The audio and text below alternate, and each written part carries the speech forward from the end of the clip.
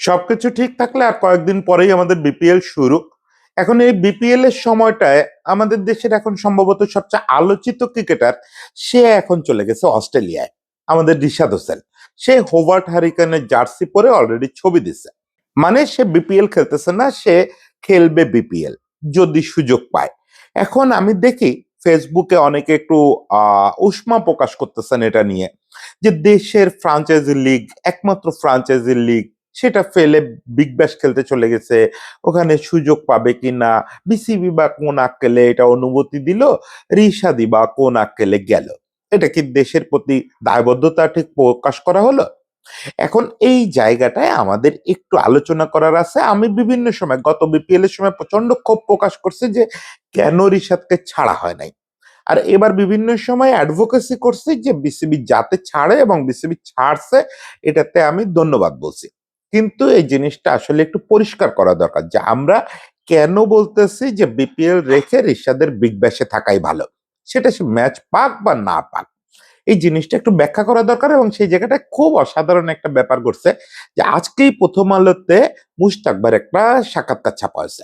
ফলে এই সাক্ষাৎকারটা আমাদের জন্য একটা অস্ত্র হয়ে দাঁড়াচ্ছে। আমরা এইটা থেকে বুঝায় বলতে পারবো যে আসলে কেন রিশাদের বিগ ব্যাশ খেলা জরুরি বিপিএল এর চেয়ে। আসেন সেটা একটু বলি আমরা। ব্যাপারটা কাকতালীয় কিনা জানি না, আমি সকালে উঠেই দেখলাম রিশাদ তার প্রোফাইলে ওই ওভার্ট হারিকেনের জার্সি পরা প্রথম ছবি পোস্ট করছে। এবং ওই স্ক্রল ডাউন শেষে প্রথম আলোতে ঢুকলাম, রোজ সকালে যেটা করি, ঢুকে দেখি যে প্রথম আলোতে মুশতাক আহমেদের ইন্টারভিউ। আমাদের মুশতাক ভাই, যিনি আসলে আমাদের স্পিন কোচ এবং লেগ স্পিনার হিসাবে কি ছিলেন তো আপনারা জানেননি, স্পিন কোচ হিসাবেও পৃথিবীর one of the best spin coach. ফলে তার ইন্টারভিউ এমনিতেই পড়া খুব দরকার। প্রতিটা শব্দ, আমি মনে করি মুশতাক ভাইয়ের মতো লেভেলের একটা মানুষের প্রতিটা শব্দ হচ্ছে আমাদের জন্য একটা জ্ঞানের পাঠশালা। বিশেষত একটা জিনিস, এর মাঝে আমি একটা কন্টেন্টে মুরাদকে নিয়ে কন্টেন্টে বলতেছিলাম, অনেকে রাগ হয়েছেন, অনেকে সেখানে বলার চেষ্টা করছেন। আমি বলতেছিলাম যে বাংলাদেশে স্পিনার নাই, বাংলাদেশে সবাই হচ্ছে মূলত উইকেট ব্যবহার করে টার্ন করায়। কোনো স্পিনার নাই। ওই যে রাজ্জাকের কথা দিয়ে উদাহরণ দিচ্ছিলাম, যে রাজ্জাক বলছিল যে স্পিনার মানে কি, স্পিনার মানে হচ্ছে যে বলকে ঘুরায়, স্পিন করায়।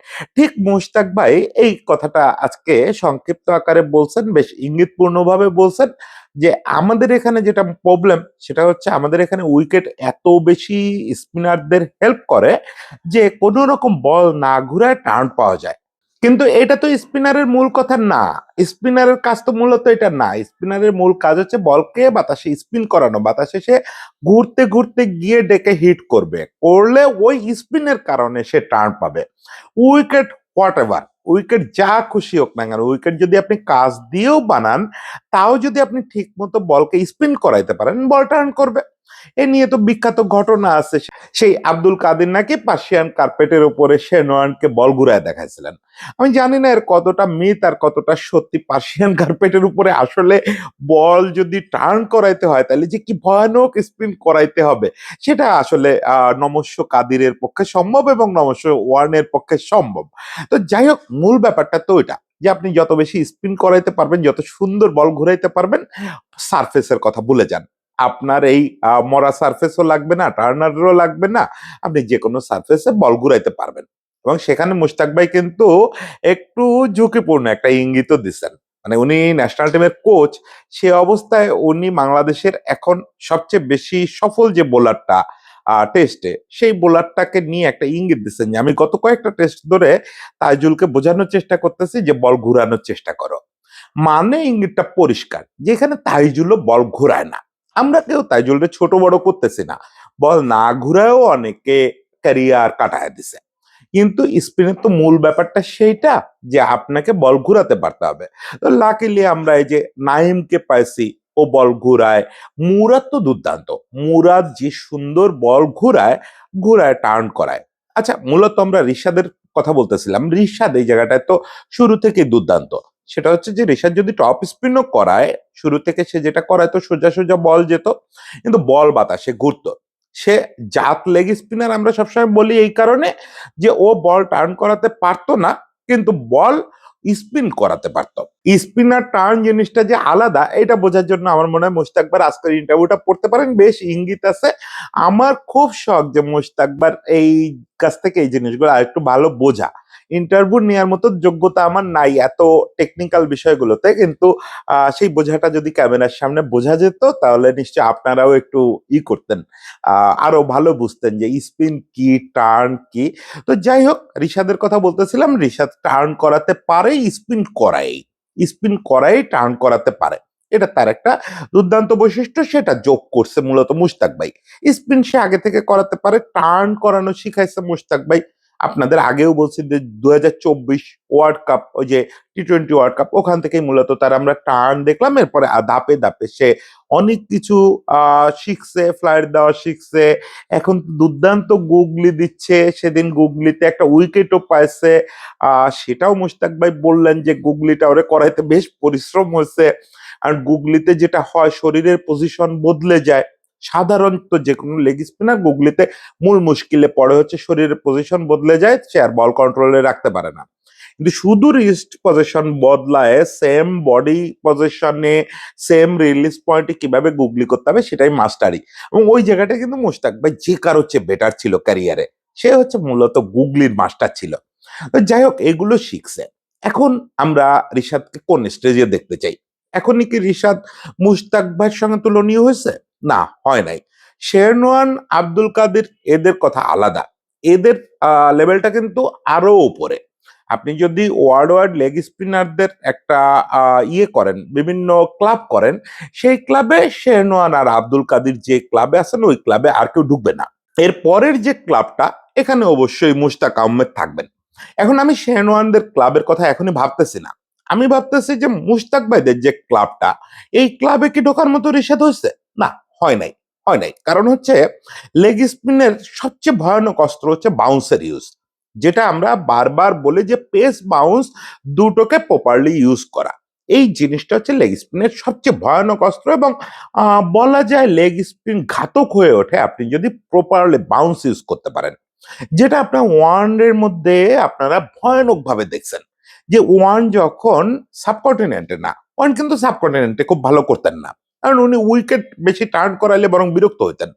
ওনার মূল ব্যাপার ছিল যে একটা প্রপার বাউন্সের উইকেট, সেই প্রপার বাউন্সের উইকেটে বলটাকে একই সঙ্গে টার্ন করাবেন বা গুগলি করাবেন, যে কোনো একদিকে বলটা ঘুরবে আর হচ্ছে বিভৎসভাবে লাফ দিয়ে উঠবে। বিভৎসভাবে লাফ দিয়ে উঠবে মানে পেসারদের বাউন্সারের মতন না, কিন্তু যেটুকু লাফ দিবে ওটাতে ব্যাটসম্যানের খবর হয়ে যাবে। এই যে বাউন্সের ইউজটা, এটা আপনি এখানে বসে জীবনে শিখতে পারবেন না। এই যে আমাদের মরা উইকেট, এই সাবকন্টিনেন্টেই এটা শেখা যাবে না। এই সাবকন্টিনেন্টই হচ্ছে, আমি বলি যে সাবকন্টিনেন্ট হচ্ছে একটা ড্যাম্প জায়গা, এখানে বাউন্স আসলে সত্যি সত্যি খুব ভালো হয় না। এটার জন্য আপনার কোথায় যেতে হবে? আপনাকে ওই তাসমানিয়ান এলাকায় যেতে হবে, যেখানে সত্যিকারের বাউন্স আপনি পাবেন, মানে উইকেটে দুর্দান্ত বাউন্স থাকবে এবং উইকেটে দুর্দান্ত পেস থাকবে। এখন এই জিনিসটা মুশতাকবার ইন্টারভিউটা পড়ে যদি কেউ আমার কন্টেন্টটা দেখতেন তাহলে একটু ভালো হতো, কারণ আগে জ্ঞানী মানুষের কথা শুনে পরে মূর্খের কথা শুনলে একটু বুঝতে সহজ হয়। তো মুশতাক ভাই ওখানে খুব দুর্দান্ত বলতেছিলেন যে বাউন্সটা শিখতে হবে হচ্ছে কিভাবে বাউন্স ইউজ করা যায়, কিভাবে বাউন্স বানানো যায়, এটা হচ্ছে ওকে শিখতে হবে। এখন আমি এখানে যেটা যোগ করি যে ও দীর্ঘদেহী, ও সম্ভবত মুশতাক ভাইয়ের চেয়েও লম্বা। ফলে ও কিন্তু যখন ওই যে ন্যাচারাল বাউন্সের উইকেটে বল করবে, তখন ও আসলে এমনিতেই দুর্দান্ত বাউন্স পাবে। একে তো উইকেটে বাউন্স আছে, ওর হাইটের কারণে ও তো বল ফেলে অন্য যে কোনো লেগ স্পিনারের চেয়ে অনেক উপর থেকে, কমলেই শুধুমাত্র অত উপর থেকে মনে হয় আমরা রিসেন্ট যাদের দেখছি বল ফেলতেন লেগ স্পিনারদের মধ্যে।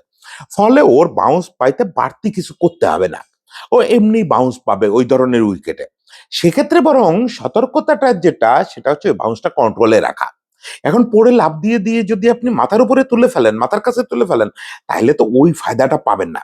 ফলে ও ওখানে গিয়ে মূলত ও একটা শিখবে হচ্ছে বাউন্স করানো, আর একটা হচ্ছে বাউন্স কন্ট্রোল করা, মানে কন্ট্রোলড বাউন্স। ওই বাউন্সটা কতটুকু চাপ দিলে আমার প্রয়োজনের চেয়ে উপরে উঠবে না, ওখানে নিচেই যাবে না, নিচে নিয়ে কোনো টেনশন নাই, উপরে বেশি না চলে যায়।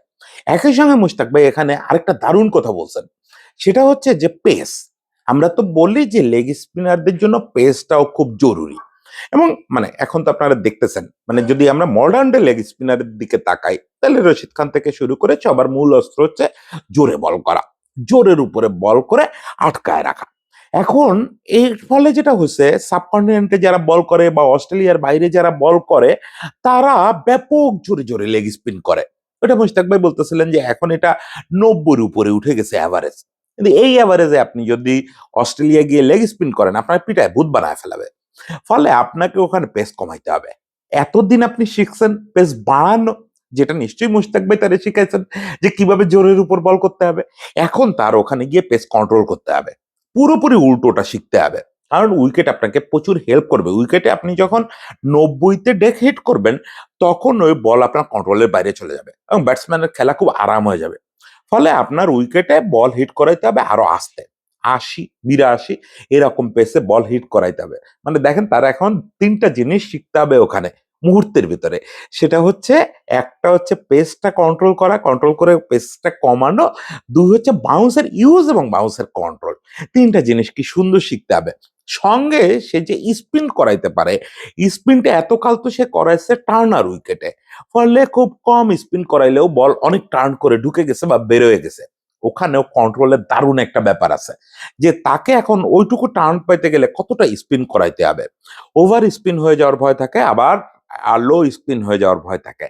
মানে আসলে স্পিনারদের ইউনিভার্সিটিতে যাচ্ছে। এই কথাগুলো বলার অর্থ হচ্ছে, এই যে মুশতাক ভাই যেটুকু বলছেন, সঙ্গে আমি যেটুকু কম বুদ্ধির কথা যোগ করলাম, এটুকু হচ্ছে কথাটা এটা যে লেগ স্পিনার হিসেবে সে অ্যাকচুয়ালি ইন্টারমিডিয়েট পাস করছে, খুব ভালো টিচারের কাছে পড়াশোনা করেই পাস করছে। কিন্তু এখন তাকে ইউনিভার্সিটিতে পড়তে হবে। সেই ইউনিভার্সিটিটা হচ্ছে অস্ট্রেলিয়ায়। আমাদের সারা পৃথিবীতে একটা ধারণা আছে যে ভালো স্পিনার হতে গেলে আপনার সাবকন্টিনেন্টে ফেলতে হবে। অ্যাকচুয়ালি ঠিক উল্টোটা সত্যি। আপনি যদি যে কোনো সারফেসে ভালো স্পিনার হিসেবে নিজেকে তৈরি করতে চান, তাহলে আপনাকে অ্যাকচুয়ালি যেতে হবে হচ্ছে তাসমানিয়ায়, ওই অস্ট্রেলিয়া নিউজিল্যান্ডে। কারণ ওখানে আপনি যখন সত্যিকারের স্পিন শিখে আসবেন, তখন আপনাকে আর পৃথিবীর কোথাও আটকায় রাখা যাবে না। তখন আপনি যে কোনো জায়গায়, ওই যে বলে না যে রাওয়ালপিন্ডির হাইওয়েতেও আপনি বল করতে দিলে দিব্যি 4-5 উইকেট তুলে নিয়ে চলে আসবেন। এই ইউনিভার্সিটি শিক্ষাটা নেওয়ার সুযোগ পেল রিশাদ। রিশাদ বাংলাদেশের প্রথম ক্রিকেটার যাকে গত বছর হোভার্ট হারিকেন নিলামে কল করছিল, এবং খোদ রিকি পন্টিং এই কলটা করছিলেন। তো সেইটা সে বছর যেতে দেওয়া হয় না। আমি খুব ভয় পাইছিলাম যে আর কখনো বিগ ব্যাশের কোনো দল বাংলাদেশি কোনো ক্রিকেটারকে ডাকবে কিনা। কারণ ওরা একটা ক্রিকেটারকে যখন কল করে, ওটা পেছনে ওদের 1 বছর চিন্তা থাকে।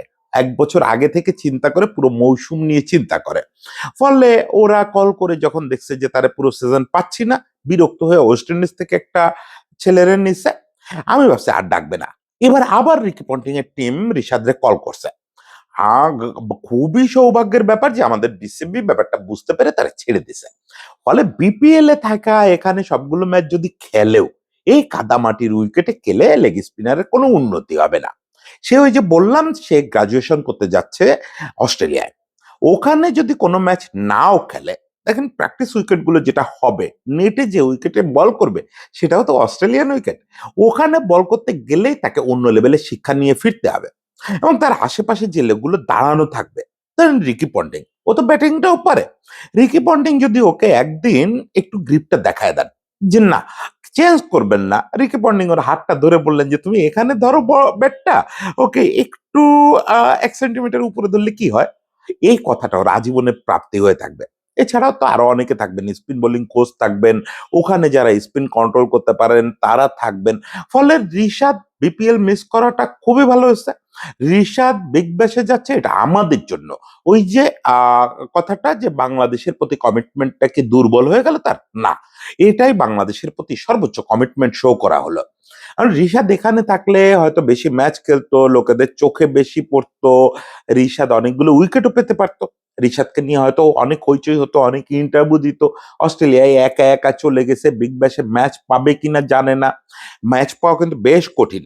আপনারা যেটা ভাবতেছেন যে রিশাদ গ্যারান্টেড, তা না। আমি মনে করি রিশাদ বেশি ম্যাচ পাবে। কারণ ওর যারা কম্পিটিটর, 3 জন লেগ স্পিনার ওখানে কম্পিটিটর আছেন। একটা হচ্ছে রেহান, ইয়ের ইংল্যান্ডের রেহানের সঙ্গে ওর মূল ফাইটটা হবে। আরেকটা বোধহয় নিখিল বা কেউ একজন, ও খুব একটা ফাইটে আসতে পারবে না।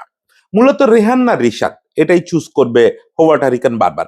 তবে হোভার্ট হারিকেন যে প্রায় ম্যাচে লেগ স্পিনার রাখবে এটা কনফার্ম। ফলে একবার যদি রিশাদ দলকে সন্তুষ্ট করতে পারে যে আই এম দ্য ম্যান, তাহলে রিশাদই বেশি ম্যাচ পাবে। কিন্তু আমার কথা হচ্ছে যে এটা কিন্তু গ্যারান্টেড না। রিশাদ না খেলার অনিশ্চয়তা নিয়েই ওখানে গেছে। এই যে যাওয়াটা, এই যাওয়া ওকে যত উপকার করবে তার চেয়ে অনেক বেশি উপকৃত করবে বাংলাদেশকে। বাংলাদেশে সত্যি সত্যি ও যদি এই বিগ ব্যাশটা খেলে আসতে পারে, এরকম আর দুই একটা মৌসুম বিভিন্ন জায়গা সেনা কান্ট্রিতে খেলতে পারে, তাহলে আপনি বলতে পারেন যে ওকে, তখন আপনি বলতে পারবেন যে মুশতাক আহমেদের যে ক্লাব, ওই ক্লাবে ঢোকার যোগ্যতা অর্জনের দুয়ারে চলে গেছে। প্রথম বাংলাদেশি কোনো লেগ স্পিনার ইন্টারন্যাশনাল স্ট্যান্ডার্ডে ঢুকবে, এই একটা অপেক্ষা আমরা করতে পারি। আমি খুব খুশি হতাম যদি বিসিবি একটা ব্যতিক্রমী সিদ্ধান্ত নিত, সেটা হচ্ছে হোভার্ট হারিকানে যে রিশাদ গেল না, এইটাতে হোভার্ট হারিকানের সঙ্গে কথা বলে আমাদের খরচেই মুশতাক ভাইকেও এই কদিনের জন্য পাঠায় দেওয়া যেত কিনা। যদিও মুশতাক ভাইকে এখানেও দরকার, কারণ মুশতাক ভাই তরুণ যেসব স্পিনার তাদেরকে বল ঘুরানো শিখাচ্ছে, এমনকি সিনিয়রদেরকেও বল ঘুরানো শিখাইতে হচ্ছে, কারণ সিনিয়ররাও তো বল ঘুরায় অভ্যস্ত না। এখানেও তাকে খুবই দরকার। কিন্তু এই কয়টা দিনের জন্য, বিশেষ করে বিপিএল শুরু হয়ে গেলে তো মুশতাক ভাই আর খুব বেশি কাজ এখানে থাকার কথা না, মানে অত জরুরি না, কাজ তো তার থাকবেই। তাকে আমাদের পয়সায় হোভার্টে পাঠায় দেওয়া যেত কিনা, অস্ট্রেলিয়ায় পাঠায় দেওয়া যেত কিনা। হোভার্ট হারিকেন যদি এটুকু পারমিট করতো যে প্রতিদিন প্র্যাকটিসের ইশাদের সঙ্গে মুশতাক ভাই থাকতে পারবে, তাহলে কিন্তু ব্যাপারটা অন্যরকম একটা ড্রামাটিক চেঞ্জ হতো। ড্রামাটিক একটা চেঞ্জ হতো। কারণ ওখানে কি ঘটতেছে সেইটা আবার ব্যাখ্যা করে রিশাদকে বোঝানো, এই টাইমটা হোভার্টের কোনো কোচ রিশাদকে দেবে কিনা এটা নিয়ে আমি একটু কনফিউজ। ফলে রিশাদের সঙ্গে যদি মুশতাক ভাই থাকতো, ওরে প্রতিটা জিনিস একদম মানে ওষুধের মতো করে ওরে খাওয়াইতে পারতো। যাই হোক, মুশতাক ভাইয়ের সঙ্গে ওর নিশ্চয়ই প্রতিদিন যোগাযোগ হবে, ভিডিও কলে কথা হবে। আমি ইন্টারভিউ দেখে যেটা বুঝলাম যে মুশতাক ভাই নিজেও খুব উদগ্রীব হয়ে চেয়ে থাকবে এই বিগ ব্যাশের দিকে, যে তার ছেলেটা কেমন করে। এইটা মুশতাক ভাইয়ের জীবনে সম্ভবত সবচেয়ে বড় কাজগুলোর একটা হবে। 2-3 বছর পরে আমরা আবিষ্কার করতে পারবো যে মুশতাক ভাই ইংল্যান্ডে এতকাল কোচিং করাইছে, অনেক কিছু জিতছে, কাউন্টিতে শিরোপার পর শিরোপা জিতছে, কিন্তু তার জীবনে সম্ভবত সবচেয়ে বড় অ্যাচিভমেন্ট হবে যদি সে রিশাদকে নিজের লেভেলে অন্তত, অন্তত না মানে নিজের লেভেলের কাছাকাছি যদি নিয়ে তারপরে এই দেশটা ছাড়তে পারে। যাই হোক, অনেক শুভকামনা থাকলো রিশাদের জন্য, এবং আমরা নিশ্চয়ই বুঝতে পারছি যে বিপিএল খেলাচ্ছে বিগ ব্যাশে গিয়ে সাইড লাইনে বসে থাকাটাও কেন রিশাদের জন্য, বাংলাদেশের জন্য খুব জরুরি। অনেক শুভেচ্ছা রিশাদের জন্য। রিশাদ যেন সত্যি ইন্টারন্যাশনাল হয়ে ফেরে। সবাই ভালো থাকবেন।